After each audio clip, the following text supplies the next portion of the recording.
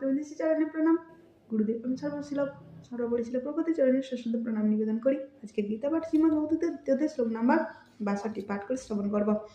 ধায়তে বিষয়ং পুংসং সঙ্গস্তু উপজায়তে সঙ্গং সঞ্চায়তে কাম কামৎ ক্রোধোভিজায়তে।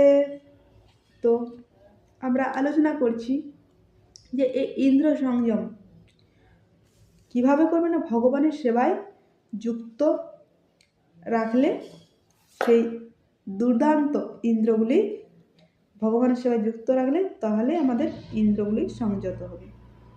যদি ভগবানের সেবায় না রাখি, ইন্দ্রগুলি না রাখা হয়, তাহলে কি হবে সেটাই আজকে শ্লোকে বলছেন যে ধায়তে বিষয়াং পুংসং, একজন পুরুষ তার ভোগ্য বিষয় হচ্ছে স্ত্রী, আর একজন স্ত্রীর ভোগ্য বিষয় হচ্ছে পুরুষ।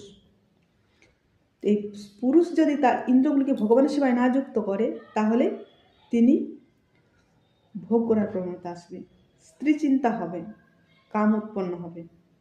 তো এখানে সেটাই বলছেন যে সঙ্গস্তূপ জায়তে, কাম উৎপন্ন হবে, তখন এই কাম কিন্তু তৃপ্ত হবে না, অতৃপ্ত। যত আপনি করবেন তত হবে।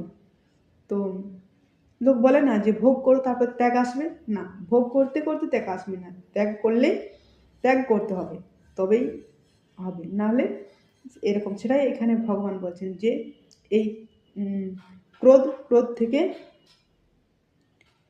তারপরে কাম, ইন্দ্রিয় সমূহে চিন্তা করতে করতে মানুষের তাতে আসক্তি জন্মে, আসক্তি থেকে কাম থেকে ক্রোধ উৎপন্ন হয়। তো এই কামের পরে তখন আবার ক্রোধ আসবে, আর এই কাম অতৃপ্তি, যত উপভোগ করবে তৃপ্ত হবে না, অতৃপ্তি থেকে যাবে। তো সেটাই এই শ্লোকে বলা হচ্ছে। পরবর্তী আলোচনা পরের শ্লোকে। হরে কৃষ্ণ।